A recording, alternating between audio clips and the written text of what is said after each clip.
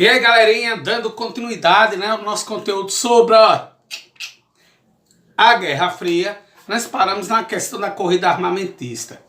Vocês viram que as duas principais potências terminaram tendo basicamente a mesma ideia, que era o que? Investir em tecnologia, em armamento, como sinônimo de proteção.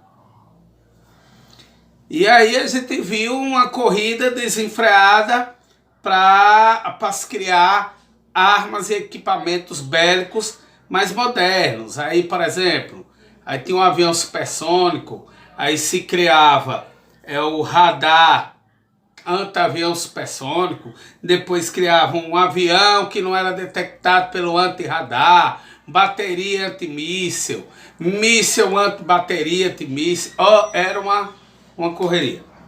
O mesmo jeito era em relação à corrida espacial. Estados Unidos e a União Soviética, como forma para fazer propaganda do seu sistema, deram ênfase também à corrida espacial. Por exemplo, eu vou dizer assim os principais fatos. Em 1957, a União Soviética lançou o primeiro satélite artificial, o Sputnik. E também lançou, no espaço, o primeiro ser vivo, foi uma cadela, Laika. Em 1958, os Estados Unidos lançou o Explorer 1. Em 1961, a União Soviética colocou lá Yuri Gagarin, o primeiro homem no espaço. Em 1969, os Estados Unidos chegam à Lua através do Apollo 11, onde Neil Armstrong disse aquela belíssima frase: pequeno passo para o homem, um grande passo para a humanidade. Que até hoje se questionam se realmente foi, conseguiram colocar o homem à Lua, mas é especulação, realmente colocaram, isso aí é fato. E aí é o seguinte, como as grandes potências, devido à corrida armamentista, têm gastado muito, com armamentos bélicos, principalmente nuclear, e eles têm um poder militar que poderia destruir o planeta. Algumas vezes não era interessante que eles se enfrentassem diretamente. Então o que foi que eles começaram a fazer? Patrocinar a guerra dos outros, para manter a sua influência ou conquistar a influência dos territórios. E aí a gente tem uma série de exemplos de guerras que ocorreram. Teve um processo também de descolonização da Ásia e da África, que ocorreu também durante o período da Guerra Fria. Ocorreu o enfraquecimento dos países europeus, dando a oportunidade de que essas colônias se libertassem, certo? Então eu vou citar aqui um exemplo de um dos conflitos. A Guerra da Coreia, que ocorreu de 1950 a 1953. Foi em torno de 2 milhões de pessoas mortas. O norte da Coreia é comunista e o sul capitalista. Então a China e a União Soviética era pró-norte, Coreia do Norte, Estados Unidos e a ONU pró-sul. Não teve vencedores, e aí as Coreias estão divididas até hoje,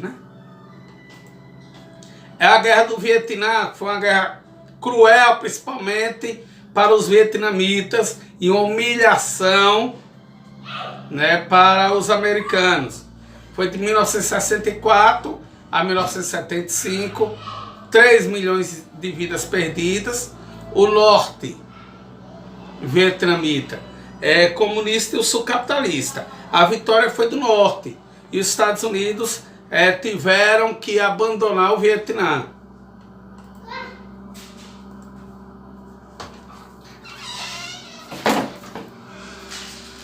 Uma outra questão também da Guerra Fria é o seguinte, o caso particular do Japão. Ao final da Segunda Guerra Mundial, o Japão foi bombardeado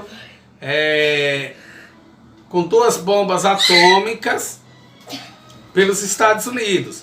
Já no período da Guerra Fria, para que o Japão fosse um exemplo de país capitalista na Ásia, ali próximo, na Ásia e na Oceania, os Estados Unidos investiu na recuperação do Japão.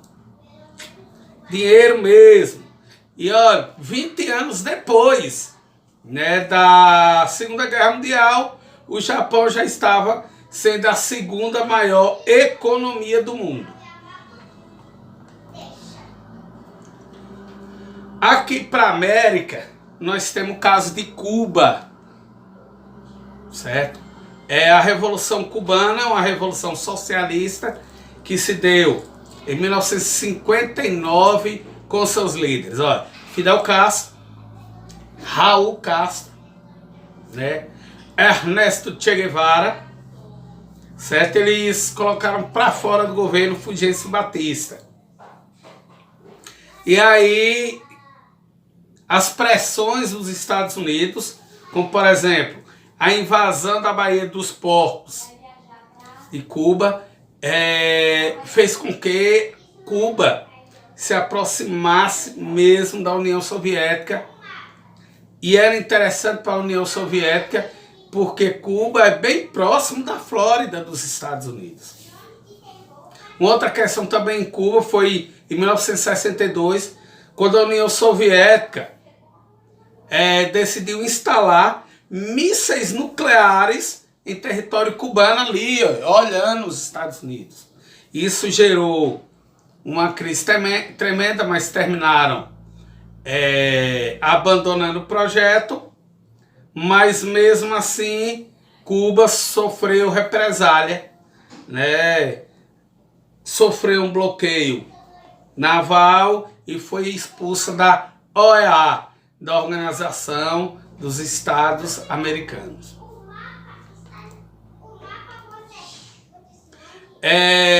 Continuando aqui na América, nós temos também o patrocínio dos Estados Unidos, de tabela, viu pessoal?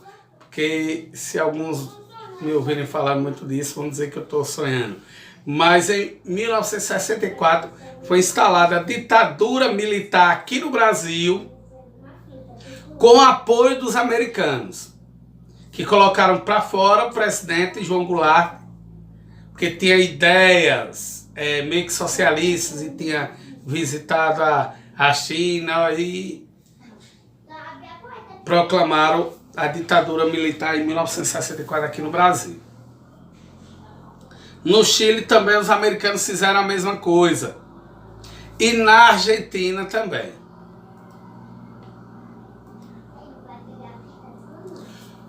Eu vou aqui tentar sintetizar como foi o fim da União Soviética. O que foi que ocorreu? A União Soviética se preocupou muito em armamento, na corrida espacial, e esqueceu de modernizar a sua economia. E aí começou a ter uma série de racionamentos, falta de energia, por conta de os governos soviéticos não terem investido na infraestrutura. Uma outra questão também que pesava demais contra a União Soviética foi justamente o gasto com armamento. O gasto com armamento se tornou acima do aceitável. Estava consumindo muito dos cofres do governo. E aí faltava para o restante dos setores. Isso foi deixando a população cada vez mais descontente. Então, o que foi que ocorreu? O comunismo soviético não proporcionou o bem-estar para a população. Vou citar um exemplo claro que você pode achar que é besteira. mas estavam concorrendo com um sistema que o sistema capitalista é injusto. Ele disse o seguinte: se eu nascer, você tem possibilidade de morrer rico. Não quer dizer que você vá, você pode crescer. O soviético era basicamente você se alimentar, morar bem, porém já não estava ocorrendo mais. Na década de 70, por exemplo, quando todo mundo assistiu Pelé, mas a seleção brasileira, dando um show de televisão colorida no tricampeonato mundial brasileiro, soviéticos ainda assistiam televisão preto e branco. Enquanto, por exemplo, no lado capitalista tinha uma Ferrari correndo a 200 km por hora, no lado soviético tinha um Lada, carro movido a óleo diesel, um trator disfarçado de carro de passeio, numa velocidade de 80 a 90 km por hora. Então essas... Aí vem outras picuinhas, Coca-Cola e outros produtos que a qualidade era menor e foi... Sem falar da fome, da falta de moradia, etc. A população ficou descontente. Também porque começou a aparecer o braço da corrupção, né? Dentro do governo. E aí em 1985, Mikhail Gorbachev é eleito dirigente máximo da União Soviética. E aí ele promove a perestroika e a glasnost.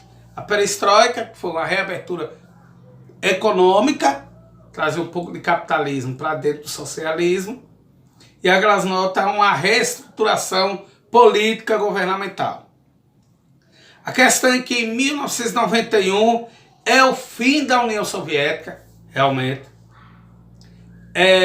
E é criada em seu lugar a CEI, Comunidade de Estados Independentes. E aparece a figura de Boris Yeltsin, que assume a presidência da Rússia. Anteriormente, o Muro de Berlim já tinha caído. O Muro de Berlim caiu em 1989, que foi o símbolo da Guerra Fria, onde se dividiu uma capital e um país inteiro. E aí houve a unificação da Alemanha. E por enquanto a gente para, porque nós daremos continuidade em um outro vídeo. Pessoal, espero que vocês tenham gostado. Assista esse vídeo quantas vezes for preciso, certo? Não deixem de ler o livro de vocês, que é lá, que está lá a coisa mais detalhada. Valeu, pessoal. Um forte abraço a todos.